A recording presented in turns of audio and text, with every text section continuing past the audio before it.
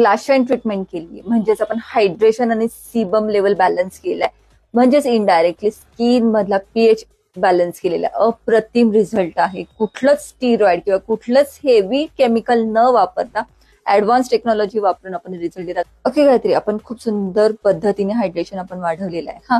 हा जो टोन आहे अनइव्हन, तो आपल्याला सेकंड सेटिंग मध्ये नक्कीच मिळेल. रिझल्ट खूप मस्त मिळणार आहे.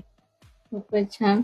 हा 30% तरी कव्हर झाले. ओके. हा, आणि फील आतनं कसं होतंय की स्किनला काय फील होतंय? आग होती, खास सुटी की मऊपणा वाटतोय?